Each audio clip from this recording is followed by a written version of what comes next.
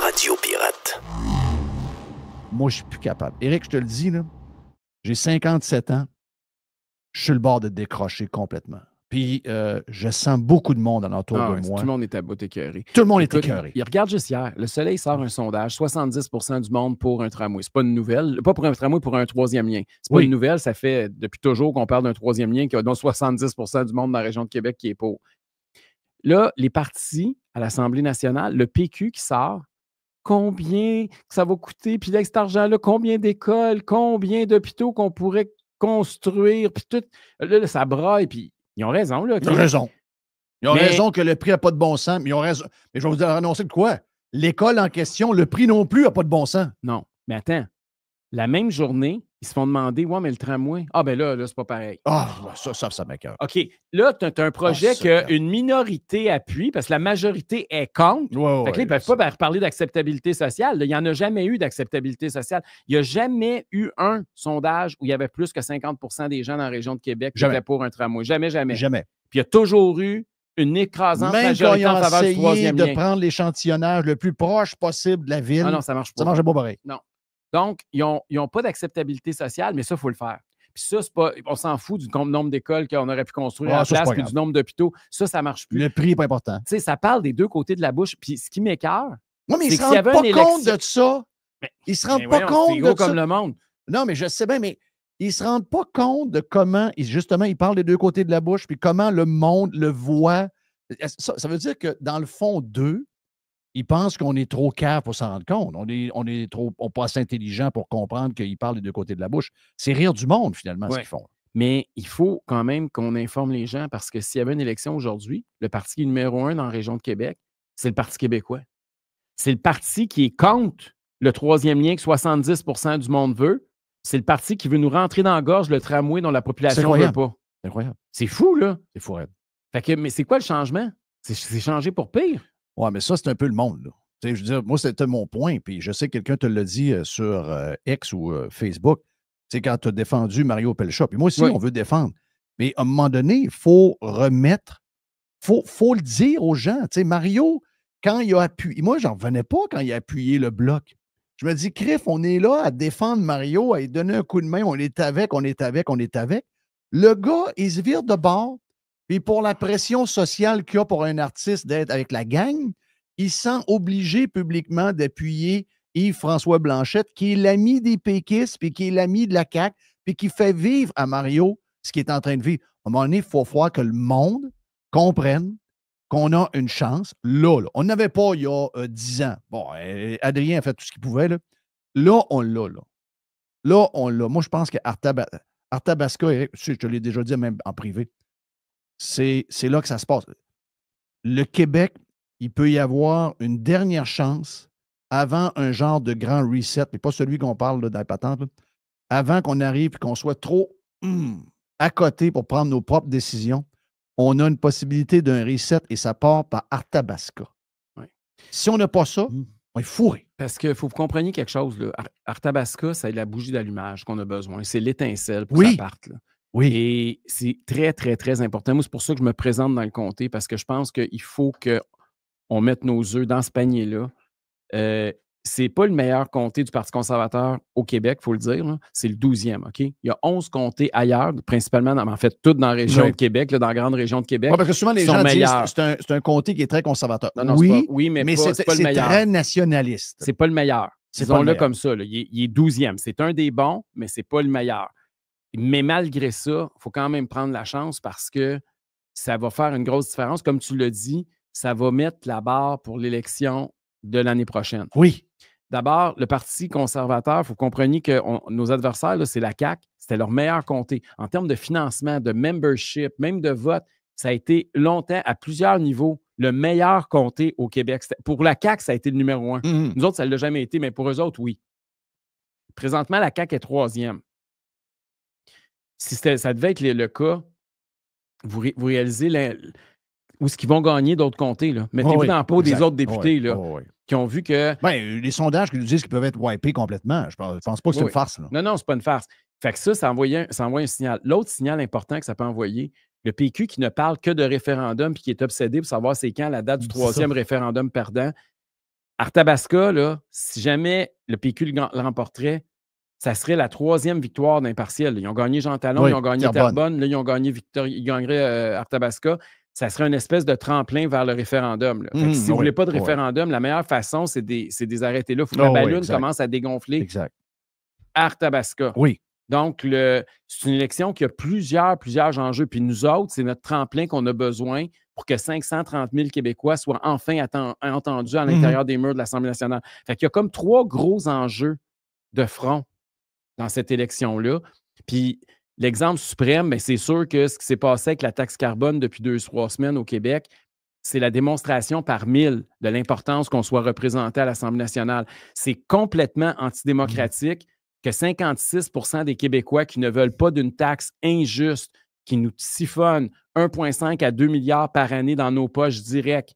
On est plus siphonné que les pompes des stations d'essence. C'est épouvantable. Et que 100 % des députés soient d'accord avec cette taxe-là puis soient contre 56 % du monde. C'est pas normal qu'il n'y en ait pas un qui se lève pour dire assez, c'est assez. Mais le monde que tu rencontres, ils l'ont catché. Oui, ça, ils l'ont pogné. Ça, ils l'ont pogné. Ce bout-là, ben c'est rare en politique qu'on réussit à ce que quelque chose prenne l'ampleur à ce niveau-là. Je vais vous donner un exemple. Hier, là, vous avez vu Pierre-Olivier Zappa dans le Journal de Québec là, sortir sur... Ah, mais Breton n'est pas d'accord. Non, Breton n'est pas d'accord. Mais je veux juste te dire que j'ai partagé son article hier, entre autres sur Facebook. J'ai eu 1,1 million de personnes qui sont allées cliquer. 1,1 million.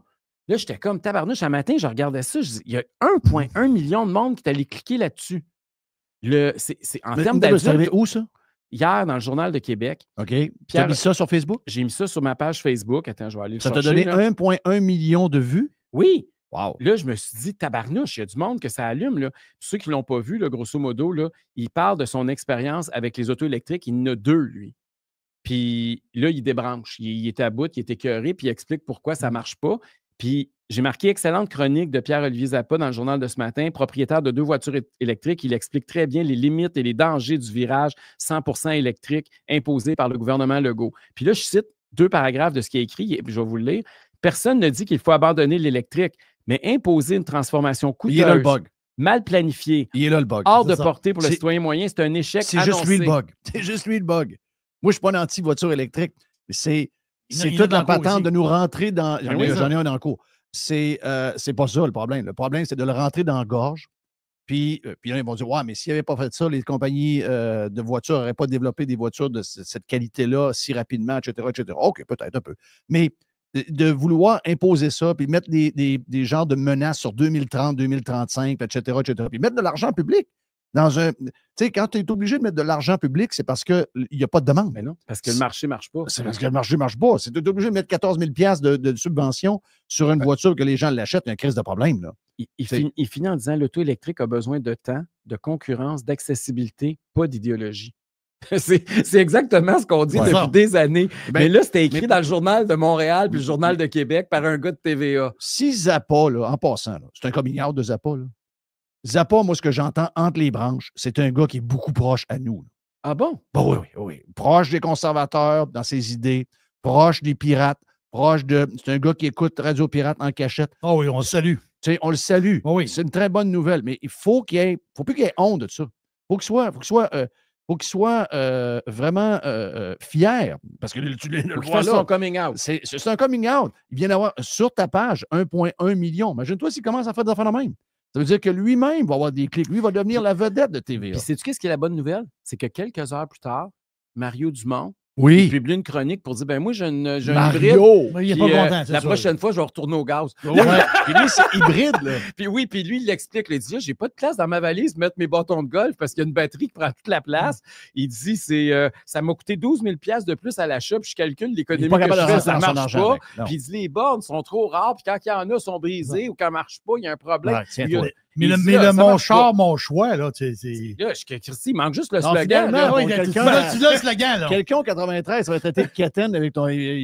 Ça veut dire qu'il n'a pas compris de quoi, là. Tu as fait un hit avec ça. D'après moi, mon char, mon choix, ils sont pas mal là-dedans. Ils sont pas mal là-dedans. Hey, je veux te parler. OK. Juste, là, tu le vois, là. Taxe carbone, l'argent, tu vas t'inquiéter. Moi, c'est ça l'affaire. C'est que l'électeur, il accroche sur des affaires comme ça. Ça, c'est difficile, des fois, tu sais, c'est pas facile d'accrocher le monde. Ils ont leur vie puis leur affaire. Y a-tu d'autres choses, mettons, que dans Arthabasca, je sais pas, mais les hôpitaux, les écoles, les routes scrap, les éoliennes, y a-tu quelque chose qui pogne le monde aussi? L'hôpital, c'est l'Hôtel-Dieu d'Arthabasca. Le gouvernement va annoncer des projets là, de rénovation puis d'agrandissement de 360 millions. Et là est arrivé ce qui est arrivé parce qu'ils ont. Ça, c'est quel hôpital, ça? C'est à Victo. À Victo, c'est ça, OK. Et là, ils ont arrêté les travaux. En plein milieu, il avait commencé, les fondations étaient coulées toutes. Ils ont arrêté les travaux. Là, on s'est mis à hurler. Tu comprends qu'on est une couple. On est en élection partielle. Là, c'est sûr que moi, je me suis levé, je suis parti là. Fait que là, 48, 72 heures plus tard, finalement, ils ont recommencé les travaux. Ils ont dit, ben là, pour l'Hôtel-Dieu d'Arthabasca, on va faire une exception. Un peu comme ce qu'ils ont fait à Maisonneuve-Rosemont. Oui. Parce que les médias nationaux, ça, c'est une affaire qu'il faut dire. Là. Les médias nationaux parlent beaucoup de Maisonneuve-Rosemont parce que la plupart des journalistes et des artistes vont se faire soigner là parce que c'était un jet de pierre de TVA et de Radio-Canada. OK? Mais dans les régions, là, pensez pas que les hôpitaux, puis la qualité des soins, puis la qualité des infrastructures est meilleure. Là. Il y en a beaucoup des hôpitaux dans le même état que Maisonneuve-Rosemont, mais vous ne les voyez pas à TVA à tous les soirs. Oui. Et c'était le cas à Victo. Et donc, mais là, parce qu'il y a une élection partielle, ils leur partent. Mais là, tout le monde, c'est pas des caves, les gens. Là. Ils se disent, là, l'élection partielle, le lendemain, ils vont-ils arrêter les travaux?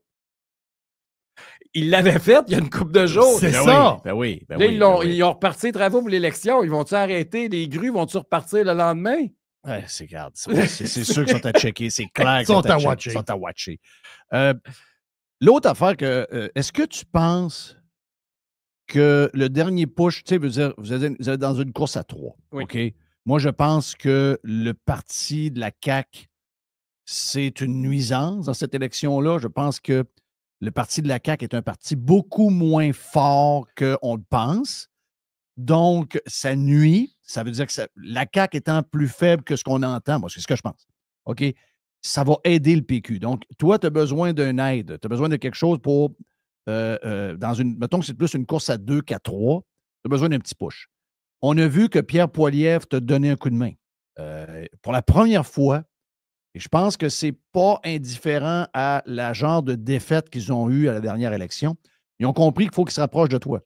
Pierre Poilievre fait un tweet en reprenant un de tes tweets. Puis il n'a pas juste retweeté, il a fait un texte lui-même. Il t'approuve. Il approuve le fait que tu combats la bourse du carbone au Québec. Mais par contre, bon, Paulus l'a fait un peu, s'est senti obligé de le faire. Là, après ça, j'ai entendu Dominique Moret qui a questionné Gérard Deltel. Est-ce que tu vas appuyer Éric? Est-ce que tu vas donner un coup de main à Éric? Est-ce que tu irais faire du porte-à-porte avec Éric? Es-tu capable de le dire? Est-ce que c'est important dans cette élection-là où il y a un député conservateur, un ancien de la CAQ, qui ne s'est pas présenté d'ailleurs pour toi jusqu'à date? Est-ce que c'est important d'avoir l'appui des conservateurs dans une place qui vient d'élire un conservateur? Est-ce que c'est bon pour toi d'avoir la gang à Poilievre derrière toi? Puis, est-ce que tu les as? Est-ce que tu as de l'aide de Lefebvre? Comment ça se passe? D'abord, le comté, là, c'est pas un comté au fédéral, c'est 2. Oui. Okay? Parce que toute la partie de l'érable, donc la MRC de l'érable, qui est la majorité des villages, là, c'est dans le comté de Luc Berthold. Okay? C'est Mégantic-l'érable au fédéral. Puis lui, il a gagné avec 60 %. C'est la partie qui est la plus conservatrice du comté et de loin. La partie de Victoriaville, c'est la partie où les conservateurs avec Éric Lefebvre ont fait 35 %. Ils ont gagné des deux comtés, là, mais vous comprenez que les pourcentages n'ont rien à voir. Il y en a un côté que c'est 60, l'autre c'est 35. Là, fait que c'est très, très différent d'un comté à l'autre. Je pense que ce qui est important, c'est d'avoir les électeurs. Là. Moi, là, que quelqu'un vienne me dire qu'il m'appuie publiquement ou pas, ça peut faire une petite différence, là, mais ce n'est pas ça qui nécessairement se transmet en termes de vote dans les urnes. Là. Ce qui est le plus important, c'est les électeurs qui ont voté pour ces gens-là, qui votent pour nous. Oui, mais mettons qu'ils se mettent à t'aider. Là. Mettons qu'ils sortent, ils vont faire du porte-à-porte avec toi, ils s'impliquent. Moi, je pense que c'est tellement naturel. Les conservateurs avec les conservateurs, je vois le vert. On dirait qu'ils sont comme gênés, on dirait qu'ils ont comme des liens avec la CAQ.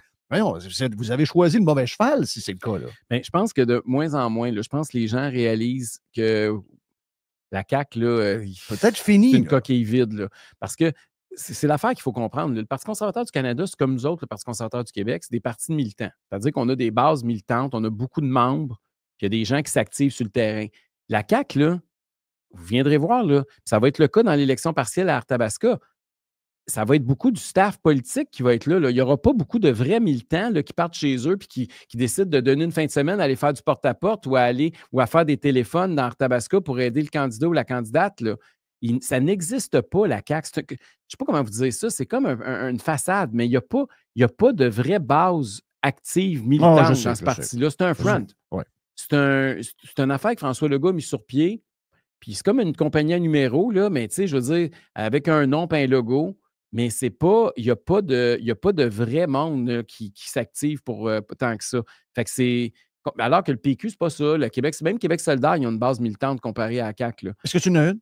Oui, ben oui, on a parce que je voyais des chiffres là, de les membres, le renouvellement, le financement. Ah non, c'est le financement. Le financement, c'est parce qu'on n'en a pas fait, honnêtement. On a laissé la place au fédéral parce qu'il y avait une élection fédérale, puis c'était pas le temps. C'est le même membre, il ne faut pas se le cacher. Là. C'est ça qui arrive, c'est qu'au-delà des députés qui disent, peu importe ce qu'ils disent, là, les membres, c'est le même membre. Si tu vas dans une assemblée du Parti conservateur du Canada, 80-90% du monde vont dire qu'ils sont membres du Parti conservateur du Québec. Là. Fait que c'est ça qui est le plus important pour moi. Puis l'affaire qu'il y a, c'est que moi, j'ai toujours eu d'excellentes relations avec Pierre Poilievre. Je le connais depuis très longtemps. Quand j'ai eu besoin de lui, il a toujours été là. Et pour moi, c'est ça qui est important. Là. Je veux dire, je comprends qu'il y a des candidats, des députés, puis tout ça. Puis il y a même des candidats de notre gang, n'oublie pas ça, là, qui se sont présentés pour les élections fédérales. On en a eu quand même quelques-uns. Mais pour moi, ce qui est important, c'est que quand je prends le téléphone, que j'appelle, que Pierre Poilievre réponde. Est-ce que parce que je sais qu'il y a des sondages à l'interne qui ont démontré que tu avais plus de chances qu'un candidat local de gagner. OK? À peu près à la hauteur. C'est 4 J'avais entendu 5. Donc 4-5, tu es dans le game. T'es dans le game.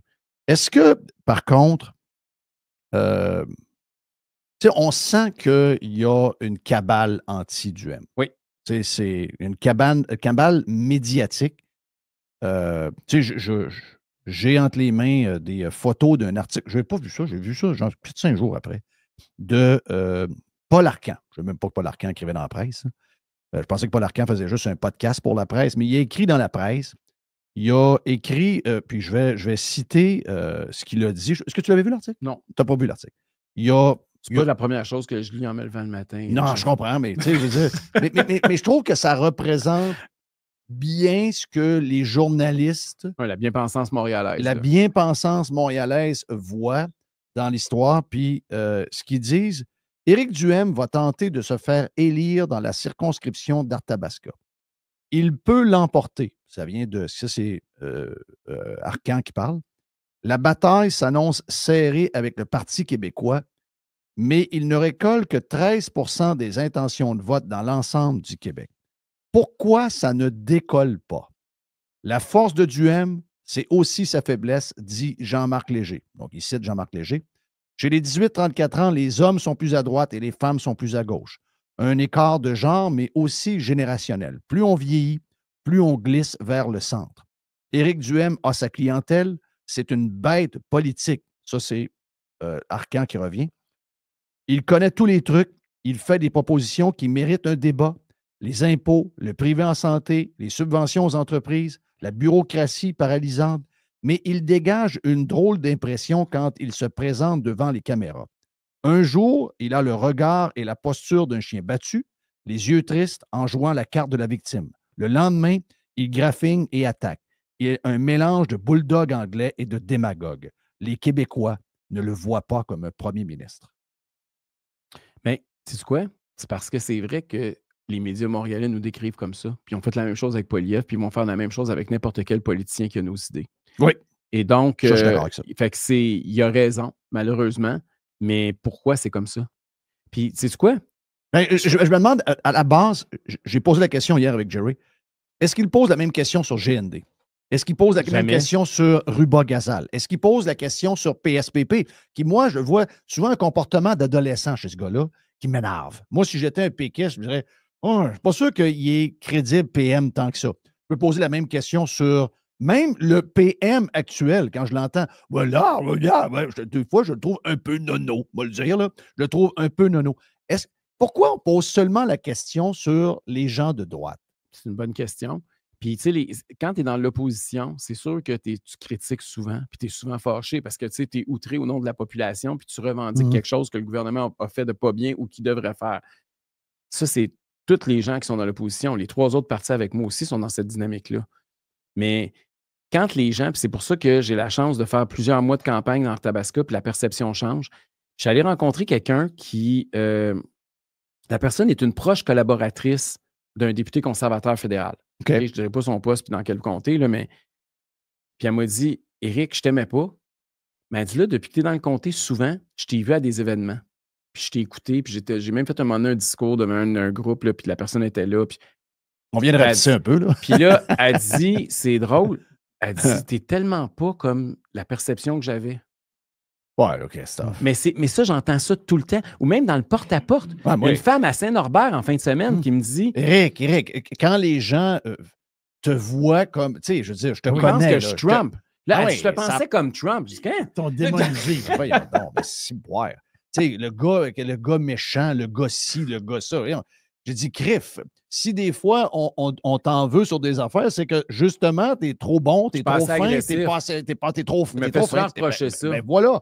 Alors qu'eux autres, ils te voient comme un genre de dangereux, un genre d'extrémiste. Mais de quoi on parle, là? On parle-tu d'Éric Duhem? Tu sais, t'es un gars fin. Mais t'es un gars gentil. Les autres trouvent que je suis trop agressif. T'es un gars intelligent, sacrément. T'as plein de...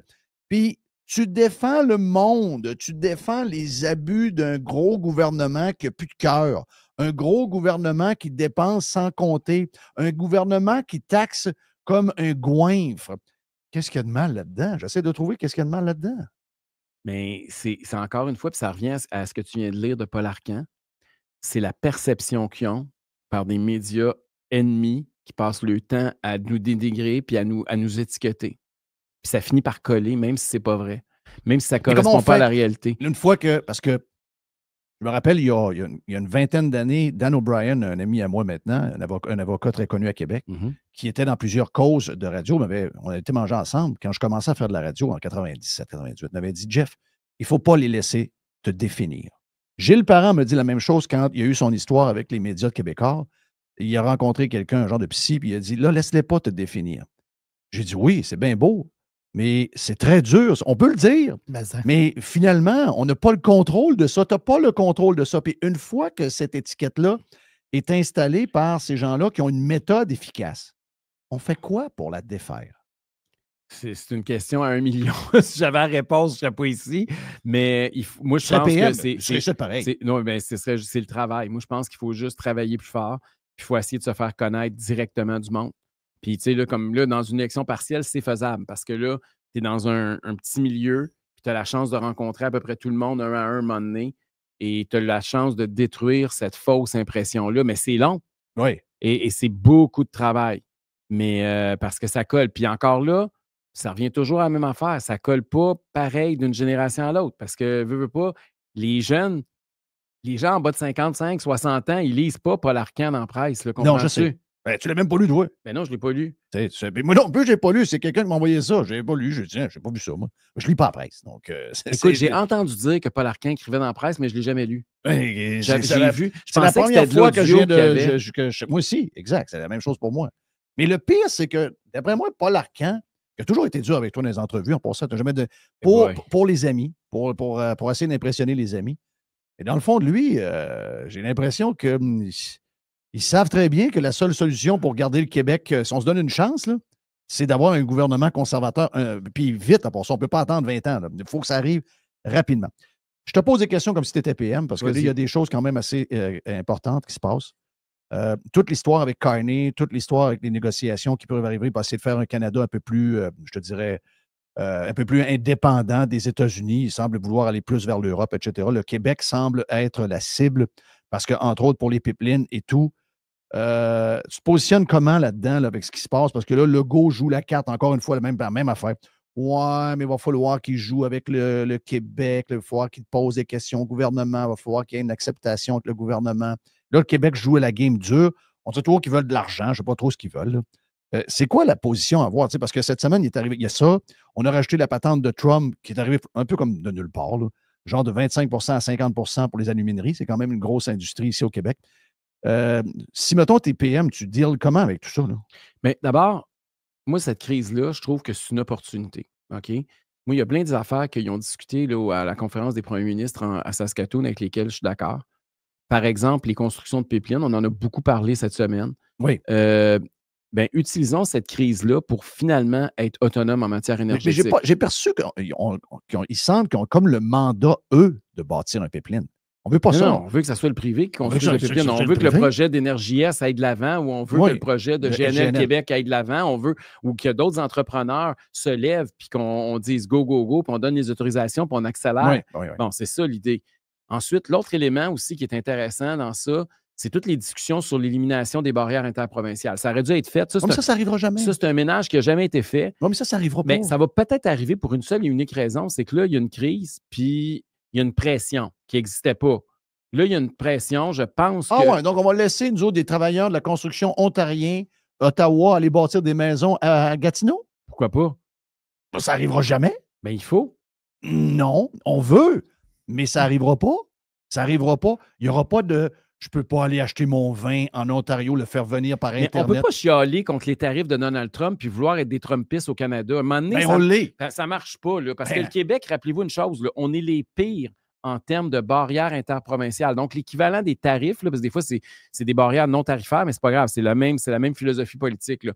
Le Québec, c'est les plus Trumpistes du Canada. On a plus de barrières avec les autres provinces que les autres provinces entre elles. Là. Et à un moment donné, il faut qu'on réalise que si on veut effectivement améliorer ça, puis si on veut éliminer les barrières, puis les tarifs, bien, il va falloir que c'est le Québec qui d'abord et avant tout doit faire des pas. Ça semble être le Québec toujours qui bloque tout. Ben oui, parce que l'histoire de langue, de culture, de syndicats, de protection de telle entreprise, de tel lobby, de tel... D'après moi, le franco-ontarien qui veut traverser, venir travailler sur la construction au Québec, il a beau parler français comme toi puis moi. De ce que je comprends, il ne sera pas bienvenu s'il n'est pas syndiqué FTQ Construction. Là. J'ai un chum qui bâtit des gros condos à Ottawa. Tous ces travailleurs sont québécois. L'inverse ne se peut pas. Écoute, un gars du Saguenay a de la misère. J'ai des chums du Saguenay qui travaillent ces projets de la Romaine. Ils ont travaillé pendant des années. Ils ont de la misère à aller à la Côte-Nord. Chris, il faut toujours qu'ils chicanent avec Bernard. Rambo, il est bien le fun. Là. On l'aime bien là, sur Facebook. Là. Mais là, un gars du Saguenay, c'est un concurrent alors qu'ils n'ont pas de main-d'œuvre pour faire la job, alors qu'ils ont besoin d'aide. Même pas à l'intérieur de notre propre place, on n'est pas capable de s'entendre. Entre la province, il y a des barrières entre régions. Puis c'est plus facile souvent pour ces travailleurs-là de prendre l'avion et d'aller travailler sur un chantier en Alberta. Oui. Puis il y en a plusieurs qui le font. Que de travailler entre régions. Que de travailler, puis de partir, puis d'aller travailler à 50 km de chez eux. Oui, c'est fou. Mais ça, on change ça comment? Bien, on change ça comment? Ça prend quelqu'un qui dit c'est assez folie. Puis tu dis à FTQ, asseyez-vous. Tu sais, j'ai vu fine, Magali, à un moment donné, il va falloir que quelqu'un tienne tête, là. Non, Magali n'est pas fine. Magali Dubaï. Moi, je fais que tout le monde te l'ait dit. Ouais, mais Magali Dubaï, moi, je la trouve pas bien fine. Puis Mme Sanneville non plus. Mme Sanneville qui va pleurer tout le temps. Tu sais, l'IEDM a sorti cette semaine que 91 j'ai demandé à ma blonde cette semaine, j'ai dit, hey, toi, là, j'ai dit, depuis tout le temps qu'on est en Floride, on est tout le temps en Floride. Donc, 6 mois par année, puis on est à la maison depuis, ça fait 20 ans qu'on est à la maison. On avait une autre maison avant, on a toujours été là. Moi, j'ai vécu là, j'ai même marié une fille de la place. J'ai jamais entendu parler d'une crise de grève en Floride. De tout le temps que j'étais là, je lis les médias, j'étais abonné à mes journaux locaux, je ne lis pas de grève, il n'y a pas de strike nulle part, OK? Nous autres, il y a 91 des grèves au Canada sont au Québec. Là, on est encore là, on a plein, là, la construction, la construction, on ne peut pas continuer de même. Nos enfants ne sont pas capables d'acheter une maison neuve. Les gars de construction sont en train de scier la planche sur laquelle ils sont assis. Ça donne bien, c'est des gars de construction. Ils savent de quoi on parle. Ça va tellement coûter cher. Il y a tellement de patentes de syndicats, de CCQ, de tout ce que tu veux. De division du travail. Division du travail, protection syndicale, etc. Que là, maintenant, les gars, ils vont avoir des bonnes conditions, mais ils vont bâtir des maisons à qui si le bungalow est rendu à 600 000 alors qu'il devrait coûter 300 000 le bungalow. À qui ils vont bâtir le bungalow? Est-ce qu'il y a des gens qui sont capables de leur expliquer ça? Une très bonne question. Puis c'est drôle que tu me parles des nouvelles en Floride. Parce que ça fait 2 ans de suite que je vois chez Adrien pendant l'hiver à son condo. Ce qui m'étonne, parce qu'on regarde les nouvelles le soir, avant d'aller se coucher, il n'y a jamais de nouvelles sur l'environnement. Il n'y a pas de nouvelles sur l'hôpital, comment est-ce qu'elle roule. Il n'y a pas de nouvelles sur l'environnement, puis il n'y a pas de nouvelles sur des grèves. Écoute, j'ai regardé le bulletin de nouvelles. À un moment donné, j'ai demandé à Adrien, j'ai dit, coudonc, il ne parle jamais des changements climatiques puis qu'il faut sauver la planète, eux autres.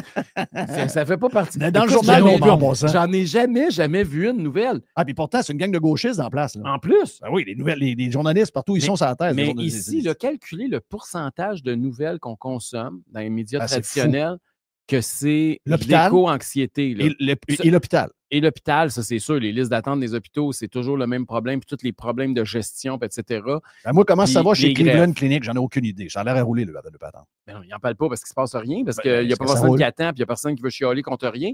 Puis le climat, d'après moi, c'est parce que ça lui passe 300 pieds par-dessus la tête. 300 pieds par-dessus la tête. Non, il y en a. Moi, j'entends jamais parler d'histoire de climat, là. Jamais. Oh oui, ils veulent protéger les Everglades. Oui, ils veulent protéger les patentes d'eau, le lac Okeechobee, l'autre place qui a des on s'appelle ça, des patentes rouges. Là, mais des affaires de Greta, tu n'entends jamais ça. Non. Là. Non, ils n'ont pas le temps. Puis c'est hallucinant. Puis quand tu vas au Publix, là, ils t'en donnent des sacs en plastique. Là. Oui. Puis ils ne te payent pas. Au Walmart aussi. Il y a chez Aldi qui n'en a pas, mais ça, c'est une patente européenne. Donc, c'est pas cette raison-là. Mais fait que c'est ça. Tu sais, il y a une raison pourquoi au Québec, on en parle. C'est qu'on a des problèmes artificiels. Oui. La santé, là, c'est pas normal que le monde attend. Le monde attend parce qu'on a un monopole public qui fait qu'on attend. Puis là, on a un conflit, un pseudo-conflit entre des médecins puis le gouvernement. Puis là, c'est la grosse affaire. Je m'excuse, là, mais ils ont tous les deux tort.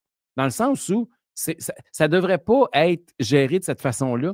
Les deux ont tort ou les deux ont raison. Là, ça dépend de quel côté vous le prenez, mais c'est pas... On n'a pas à prendre une tarte puis déterminer quelle grosseur elle a, puis après ça, essayer de commencer à avoir un élu qui divise les morceaux pour nourrir du monde. On devrait laisser les patients puis les professionnels de la santé gérer ça entre eux. On devrait permettre à plus de médecins de pratiquer s'ils veulent pratiquer. Et en former plus? C'est ça. On devrait permettre. C'est pas le rôle du gouvernement. Si on a un problème au Québec, c'est parce que le gouvernement ne se mêle pas de ses affaires. Même chose avec les grèves. On n'a pas d'affaire à avoir un État qui prend parti pour les syndicats, parce que c'est ça au Québec. Là. Oh oui, il faut se rendre compte que les grèves, c'est des partenaires. Les syndicats n'aident pas les travailleurs. Ce qui se passe au Québec, le premier ministre se sent obligé d'aller dans le royaume de la fille de la FTQ. Là. C'est lui qui arrive et il met une photo sur hey, je suis content, je suis allé voir à son bureau Magali. Ben oui, t'as pas d'affaire là, oui. T'as pas d'affaire là. C'est des gens qui te nuisent. C'est pas des partenaires, c'est des gens qui te nuisent, c'est des gens qui te mettent des bâtons dans les roues. C'est eux qui viennent te voir, qui viennent te béguer. Toi, tu n'as pas d'affaire à les voir. Là. C'est hallucinant. 91% des grèves au Québec. Puis pensez qu'ils ne font pas ça pour les travailleurs. Là.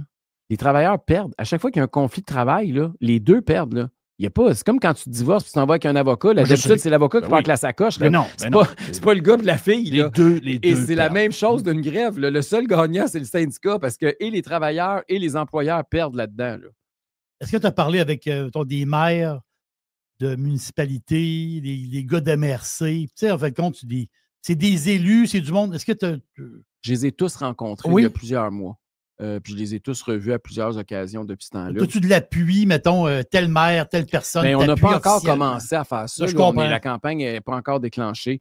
Mais il y a de la collaboration déjà qui s'établit. Oui, mais les maires, c'est dur pour eux autres de donner leur appui. Là. Des entrepreneurs aussi. Ben, c'est sûr que les maires... les entrepreneurs, eux autres, ils ont plus peur. Là. Ils ont toujours peur de ne pas faire de politique publique. Les maires, eux autres, là, sont fourrés. Là. Ben, ils vont dire en privé, je t'appuie, mais je ne peux pas le dire. C'est parce qu'ils font affaire avec le gouvernement. C'est la prolongation du gouvernement. Ouais. Il y a des chèques qui attendent. Il y a des subventions qui attendent. Si jamais il dit j'appuie Éric Duhem, Legault appelle un de ses fonctionnaires et il dit hey, telle ville, tu enlèves la. C'est quoi la subvention qu'il a demandé? Il a demandé 1 200 000 pour l'usine de filtration. Ta coupe. C'est ça qui est le problème quand on a des gouvernements qui sont locaux, qui sont ultra dépendants financièrement puis légalement du gouvernement du Québec. Nos villes n'ont pas suffisamment d'autonomie. C'est ça. Autant au niveau financier qu'au niveau du pouvoir politique. Puis c'est pour ça qu'ils se font marcher sur la tête par des fonctionnaires du ministère de l'Environnement. Puis c'est pour ça qu'ils ne peuvent pas dire pour qui ils votent aux élections.